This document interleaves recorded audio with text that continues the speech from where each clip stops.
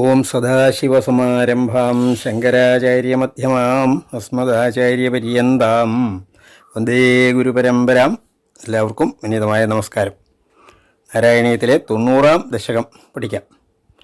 ഈ ദശകത്തിലെ വിഷ്ണു മഹത്വസ്ഥാപനമാണ് വർണ്ണിക്കുന്നത്. ഭൃഗഭൃഗുമുനിമോഹിന്യംബരീഷാദിവൃത്തേഷ്വൈ തവ ഹി മഹത്വം സർവശർവാദിജൈത്രം സ്ഥിതമിഹ പരമാത്മൻ നിഷ്കളാർവാഗഭിന്നം കിമപി യദവഭാതം തദ്ധി രൂപം തവൈവ. ഭൃഗ ഭൃഗുമുനി മോഹിനി അംബരീഷൻ്റെ കഥ. ഇപ്പോൾ ഭൃഗകഥ കഴിഞ്ഞ ദശകത്തിൽ പറഞ്ഞു. ഭൃഗുമുനിയുടെ കാര്യം പറഞ്ഞു. ഭൃഗുമുനി പരീക്ഷിച്ചു. അത് കഴിഞ്ഞ അധ്യായത്തിൽ തന്നെ പറഞ്ഞതാണ്. പിന്നെ മോഹിനിയുടെ കഥ അറിയാമല്ലോ. മോഹിനി ആയിട്ട് മഹാവിഷ്ണു വേഷം സ്വീകരിച്ചു. പരമശിവൻ അതുകൊണ്ട് കാണണമെന്ന് പറഞ്ഞു. അങ്ങനെ മഹാവിഷ്ണു ഒരു മോഹിനിയായി ആ പരമശിവനെ ഭ്രമം ഉണ്ടാക്കി ആ കഥ പറഞ്ഞു. പിന്നെ അംബരീഷ കഥ. അവിടെ അംബരീഷനെ ദുർവാസാവ് എന്ന് പറയുന്ന ദുർവാസാവ് പരമശിവൻ്റെ അംശമാണ്. ആ ദുർവാസാവ് അംബരീഷനെ ശപിക്കാൻ തുടങ്ങിയപ്പോൾ അങ്ങയുടെ ചക്രമാണ് ദുർവാസാവിനെ അതിൽ നിന്നും പിന്തിരിപ്പിച്ച കഥയുണ്ട്. അങ്ങനെ പല കഥകളിൽ കൂടി ആദി വൃത്തേഷു എന്ന് പറഞ്ഞാൽ ആദി കഥകളിൽ അവഹി മഹത്വം, നിൻ്റെ തന്നെ മഹത്വമാണ് സർവശർവാതീത്രമായ എല്ലാ ശർവ എന്ന് പറഞ്ഞാൽ പരമശിവൻ, ആദി തുടങ്ങിയ ദേവന്മാരെയൊക്കെ മറികടക്കുന്നത്, ജയിക്കുന്നത്, അങ്ങനെയുള്ള മഹത്വമാണ് വർണ്ണിക്കുന്നത്. സ്ഥിതമിഹ പരമാത്മൻ, അല്ലയോ പരമാത്മൻ, അങ്ങ് സ്ഥിതനാണ്. എങ്ങനെ? നിഷ്കള അറുവാഗഭിന്നം. അങ്ങനെയാണ്. നിഷ്കള സ്വരൂപവുമല്ല. അറുവാഗ് എന്ന് പറഞ്ഞാൽ മറിച്ചുള്ളതെന്ന് പറഞ്ഞാൽ സകല സ്വരൂപം എന്നാണ്.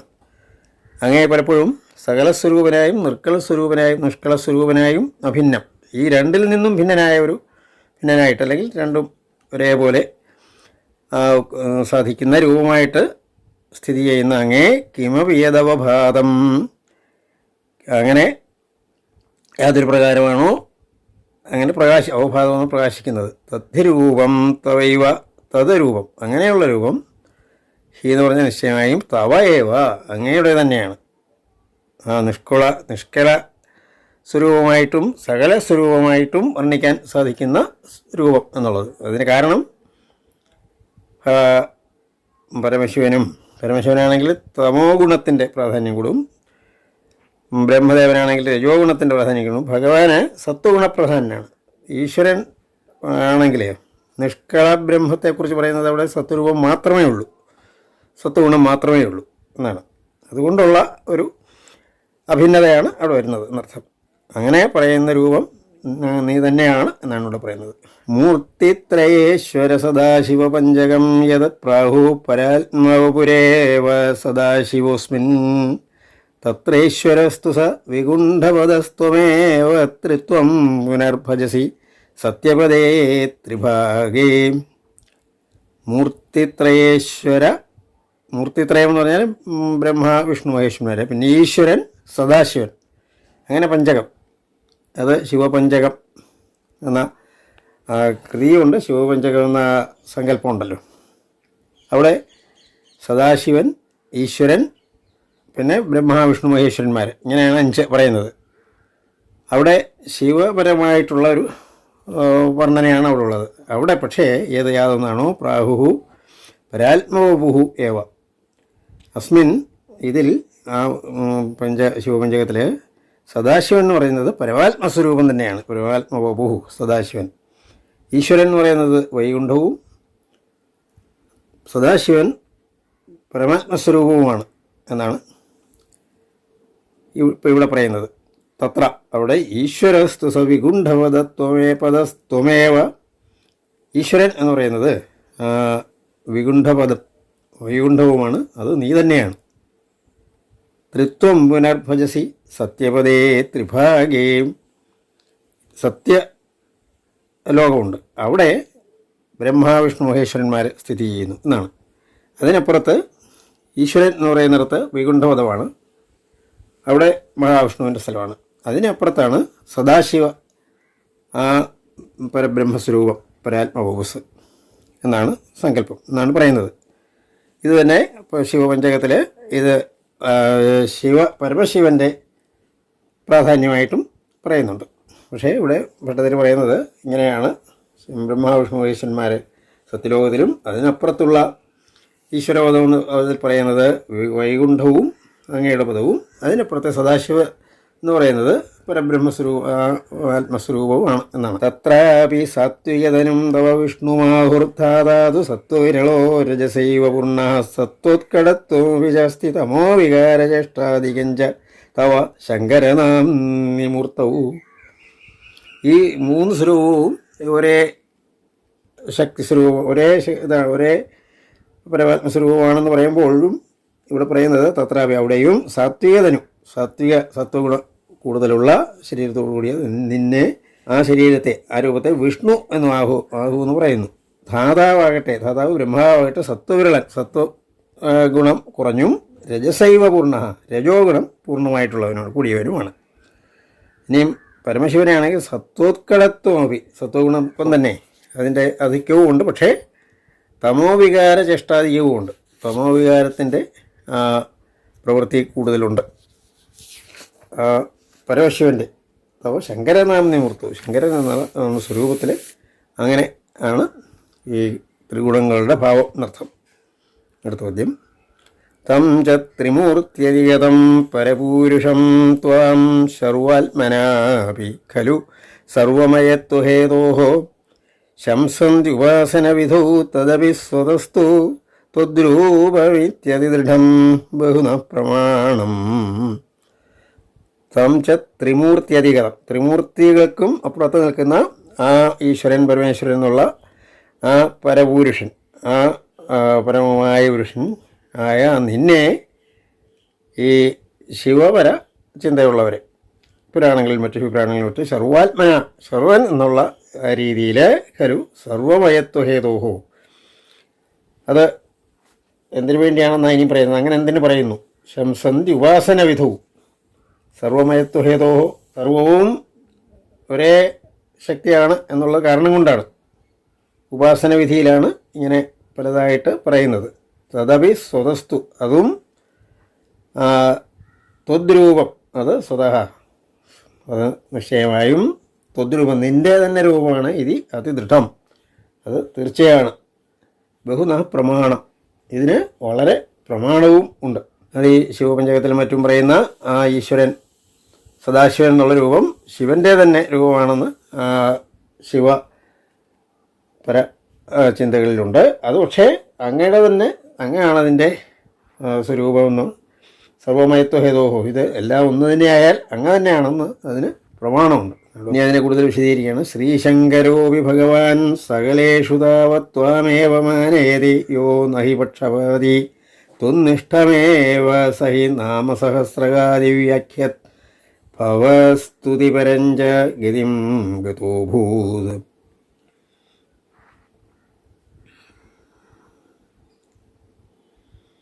ശ്രീശങ്കരനും, ഭഗവാനായ ശ്രീശങ്കരനും സകലേഷു, സകല കലയോടുകൂടിയ ഈ ഭാവമാണ് സകല ഭാവം. ഇപ്പോൾ ബ്രഹ്മ വിഷ്ണു മഹേശ്വര ഭാവമൊക്കെ സകല ഭാവമാണ്, ഈശ്വരൻ്റെ സകല ഭാവങ്ങളായിരുന്നു. അതിൽ താവപ്പോൾ ഇവിടെ ത്വാമേവ, നിന്നെ തന്നെയാണ് മാനേതി, കൂടുതൽ മാനിക്കുന്നത്. യഹി, യാതൊരുവനാണോ എന്ന പക്ഷപാതിയല്ല. ശ്രീഗുണം എന്താണെന്ന് വെച്ചാൽ ശ്രീശങ്കരനെ വളരെ കൂടുതലാണ് ശിവസ്തുതികളാണ് കൂടുതൽ എഴുതിയിട്ടുള്ളത്. ശിവസ്തുതി ശ്രീശങ്കരൻ്റെ ആണെന്നാണ് പറയുന്നത്. പിന്നെ ഇതുണ്ട്, ശക്തിസ്തുതിയുണ്ട്, സൗന്ദര്യലഹരി, ശിവാനന്ദ ലഹരി, അതൊക്കെ ശ്രീശങ്കരൻ്റെ ആയിട്ടാണല്ലോ അറിയപ്പെടുന്നത്. തൊന്നിഷ്ഠമേവ സഹി, നിന്നെ സ്ഥിതനാക്കിക്കൊണ്ടതിനാണ് അദ്ദേഹം സഹസ്രനാമത്തിനൊക്കെ വ്യാഖ്യാനം എഴുതിയിട്ടുണ്ട് ശ്രീശങ്കരാചാര്യർ. ആ ശങ്കരാചാര്യ സ്വാമിക്ക് വേണമെങ്കിൽ ആ വ്യാഖ്യാനം തന്നെ പരമശിവൻ്റെ നാമമായിട്ട്, പരമശിവൻ്റെ മഹത്വമുള്ള നാമമായിട്ട് വേണമെങ്കിൽ പറയാമായിരുന്നു. പക്ഷെ അങ്ങനെയല്ല ചെയ്തിരിക്കുന്നത്. അത് അങ്ങയുടെ നാമസഹസ്രകാദി അങ്ങനെ വ്യാഖ്യാനിച്ചിട്ടുണ്ട്. ഭവസ്തുതിപരമായിട്ടാണ് അങ്ങനെ അദ്ദേഹം അന്തേ ഗതിങ്കത, അങ്ങനെ മുക്തി നേടിയവനുമാണ്. മൂർത്തിത്രയാധികമുവാച മന്ത്രശാസ്ത്രസ്യാദൗ കളായ സുഷമം സകലേശ്വരം ത്വം ധ്യാനഞ്ച നിഷ്കളമസൂ പ്രണവേഖലൂക്കുത്വാ ത്വാമേവ തത്ര സകലം ജഗാദ നാന്യം. മന്ത്രശാസ്ത്രങ്ങളിലെ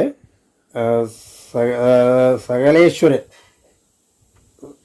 സകല സ്വരൂപത്തിൽ ഉള്ള പിന്നെ കളായ സുഷമം കായാമ്പൂ പോലെ മനോഹരമുള്ള എങ്ങനെയാണ് മൂർത്തിത്രയാധികമായിട്ട് മൂർത്തിത്രയം ബ്രഹ്മ വിഷ്ണു മഹേശ്വരന്മാരുടെ അവരിൽ പ്രധാനി അവിടെ മൂർത്തിത്രയത്തിലെ വെച്ച് നിൽക്കുന്നത് എന്നുള്ളത് അതിൽ പ്രധാനി എന്നുള്ളത് വാച എന്ന് പറഞ്ഞിരിക്കുന്നു. മന്ത്രശാസ്ത്രസ്യ അത് മന്ത്രശാസ്ത്രത്തിൻ്റെയൊക്കെ ആദിയിൽ കളായ സുഷമനായ സകലേശ്വരനായ നിന്നെയാണ് പ്രധാനമായിട്ട് പറഞ്ഞിരിക്കുന്നത്. ധ്യാനം പറഞ്ഞിരിക്കുന്നതും നിഷ്കളധ്യാനവും അങ്ങേക്കാണ് നൽകിയിരിക്കുന്നത്. നിഷ്കളധ്യാനം കൊടുക്കുന്നിരിക്കുന്നത് ഈശ്വരനാണല്ലോ നിഷ്കളരൂപം. അങ്ങയുടെ ധ്യാനം ശങ്കരാചാര്യസ്വാമികൾ നിഷ്കള ഈശ്വരൻ്റെ ഭാവത്തിൻ്റെ ധ്യാനവുമാണ് കൊടുത്തിരിക്കുന്നത്. അസൗ പ്രണവേഖലൂക്കമായി പ്രണവം അങ്ങേക്കാണ് പ്രണവം കൂടുതൽ യോജിക്കുന്നത് എന്ന് പറഞ്ഞിട്ട് താമേവതത്ര സകലം ജഗാത ആ നിഷ്കള ഈശ്വരനോട് ഏറ്റുകൊടുത്തിരിക്കുന്ന നിന്നെ തന്നെയാണ് സകലനായിട്ട് പറഞ്ഞിരിക്കുന്നത്. സകല സ്വരൂപത്തിൽ അങ്ങേ തന്നെയാണ് കൂടുതൽ എപ്പോഴും പറഞ്ഞിട്ടുള്ളത്. എന്നാൽ അന്യനെ അല്ല അർത്ഥം. സമസ്തസാരേതു പുരാണ സംഗ്രഹേ വിസംശയം ത്വന്മഹിമൈവ വർണ്യതേ ത്രിമൂർത്തിയുക്ത സത്യപദ ത്രിഭാഗ പരം പദം തേ കഥിതം നശൂലിനാം. എല്ലാ സാരവും പറഞ്ഞിരിക്കുന്ന പുരാണ സംഗ്രഹത്തിൽ വിസംശയം ഒട്ടും തന്നെ സംശയം വേണ്ട. ത്വന്മഹിമായവ നിന്റെ മഹിമാവ് തന്നെയാണ് വർണ്ണിക്കുന്നത്. അവിടെ ത്രിമൂർത്തികൾ ഉള്ള ത്രിമൂർത്തിയുക്ക് അവരോടുകൂടിയ സത്യപദമുണ്ട്, സത്യലോകം. അതിൻ്റെ സത്യപദ ത്രിഭാഗത പരംപദം. ആ ഭാഗത്തിന് 3 ഭാഗത്താണ് ബ്രഹ്മ വിഷ്ണു മഹേശ്വരന്മാരെ സത്യലോകത്തിൽ.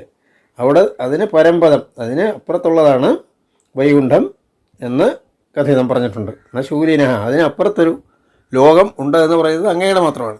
അല്ലാതെ പരമശിവൻ്റെയോ ബ്രഹ്മദേവൻ്റെയോ ഒരു ലോകം അതിനപ്പുറത്തുള്ളതായിട്ട് പറയുന്നില്ല. പക്ഷേ ഇതുണ്ട് എന്ന് പറയുന്നുണ്ട്. പിന്നീട് പറയുന്നത് ആ പരബ്രഹ്മത്തിൻ്റെ ഒരു ഭാവം കൂടെ പിന്നെ പറയുന്നുള്ളൂ എന്നർത്ഥം. യത് ബ്രാഹ്മകൽപ്പൈഹ ഭാഗവത ദ്വിതീയസ്കന്ധോദിതം വൗരനാവൃതമീശധാത്രേ തസ്യൈവ നാമ ഹരിശർവമുഖം ജഗാദ ശ്രീമാധവ ശിവപരോപി പുരാണസാരേ. യാതൊന്നാണോ ബ്രാഹ്മകൽപ്പേ ബ്രഹ്മാവിൻ്റെ ആദ്യത്തെ കൽപ്പം. ബ്രാഹ്മകൽപ്പത്തിൽ ഈ ഭാഗവത ദ്വിതി ഇവിടെ ഭാഗവതത്തിൻ്റെ ദ്വിതീയ സ്കന്ധത്തിൽ പറഞ്ഞിട്ടുണ്ട് ഈ കഥ. അവിടെ ബ്രഹ്മാവിന് വപുഹു അങ്ങയുടെ വപു അനാവൃതമായി അഴിച്ചു കൊടുത്തു. അല്ലയോ ഈശ ധാത്രേ അനാവൃതം ദാതാവിനായിക്കൊണ്ട് കൊടുത്തു. തസ്യൈവ നാമ ആ വപുസിന് നാമ പറഞ്ഞത് ശ്രീമാധവൻ പറഞ്ഞിട്ടുള്ളത് ഹരി സർവമുഖം. ഇത് പരമശിവൻ്റെയും മഹാവിഷ്ണുവിൻ്റെയും മുഖമാണ്, സ്വരൂപമാണ് എന്നാണ് പറഞ്ഞിരിക്കുന്നത്. ഈ മാധവാചാര്യർ ശിവപരനാണ്, ശിവഭക്തനാണ്. പക്ഷേ ഈ ബ്രഹ്മദേവനെ ആദ്യം തൻ്റെ സ്വരൂപം കാണിച്ചു കൊടുത്തത് അത് പരമശിവൻ്റെ മാത്രമല്ല ആ ഭഗവാന്റെ കൂടെ മഹാവിഷ്ണുവിൻ്റെയും കൂടി രൂപമാണെന്ന് മാധവൻ പറഞ്ഞിട്ടുള്ളതുകൊണ്ട് അങ്ങയുടെ പ്രാധാന്യം അവിടെയും പറഞ്ഞിട്ടുണ്ട് എന്നർത്ഥം. പുരാണസാരം എന്ന കൃതിയിലാണ് ഈ ശ്രീമാധവൻ ഇത് പറഞ്ഞിരിക്കുന്നത്. യേ സ്വപ്രകൃത്യനുഗുണ ഗിരിശം ഭജന്തേ തേഷാം ഫലം ഹി ദൃഢയൈവ തദീയ ഭക്ത്യാ വ്യാസോ ഹി തേന കൃതവാൻ അധികാരി ഹേതോ സ്കന്ധാദികേഷു തവ ഹാനിവ ചോർത്ഥവാദൈഹി. യാതൊരു വിധത്തിലാണോ സ്വപ്രകൃത്യനുഗുണ തൻ്റെ പ്രകൃതിയുടെ രീതി അനുസരിച്ച് നാം ചെറുപ്പത്തിൽ തന്നെ ഏതെങ്കിലും ഒരു ധർമ്മദൈവം പരമശിവനാണെങ്കിൽ നമ്മൾ ആ പരമശിവനെ ആയിരിക്കും ധ്യാനിക്കുന്നത്. നമുക്ക് അതായിരിക്കും കൂടുതൽ താല്പര്യം. അത് മതി എന്നുള്ള അർത്ഥം കൂടാണ്. അങ്ങനെ ഗിരീശനെ ഭജിക്കുന്നു. യാതൊരു ഭജിക്കുക തേഷാം ഫലം അവർക്ക് ഫലം കിട്ടുന്നതും ദൃഢയൈവ തദീയ ഭക്തി അവർക്ക് കിട്ടുന്ന നല്ല ഫലവും ആ ഭക്തി കൊണ്ട് തന്നെയാണ്. ദൃഢയാ ഭക്തിയ എന്നർത്ഥം.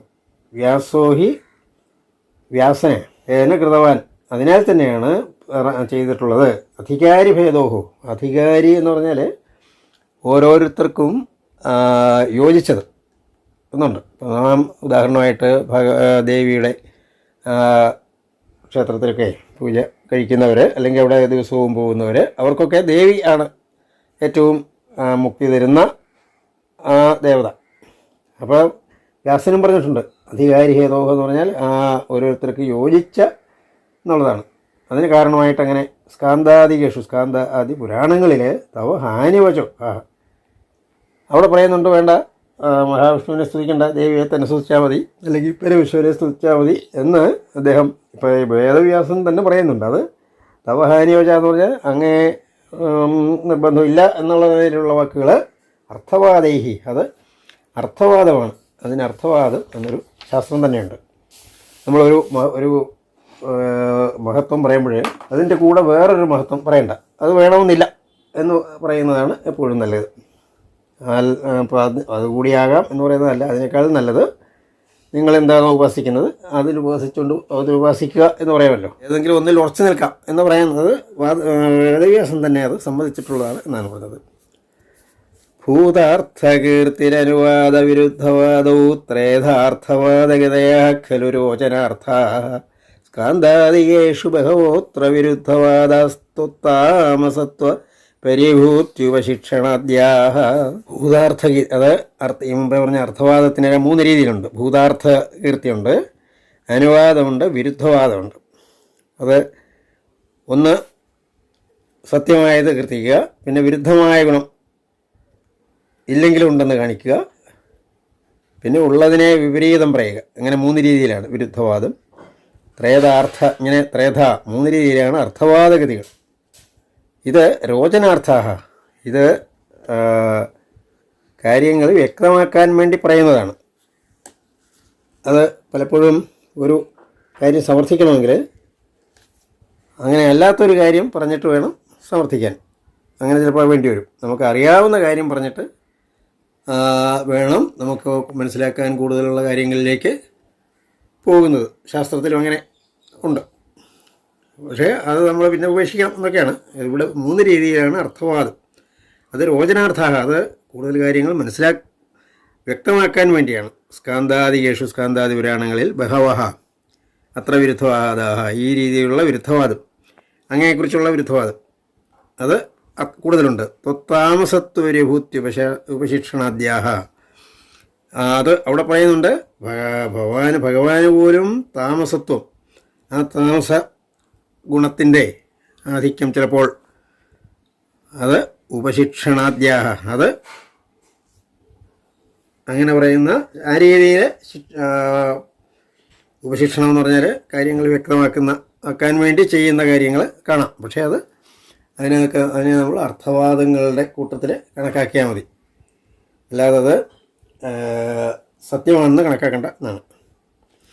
യത്കിഞ്ചിദപ്യവിദുഷാപി വിഭൂമയോക്തം തൻ മന്ത്രശാസ്ത്രവചനാദ്യഭിദൃഷ്ടമേവ വ്യാസോക്തിസാരമയ ഭാഗവതോപഗീത ക്ലേശാൻ വിധൂയ ഗുരു ഭക്തിഭരം പരാത്മൻ.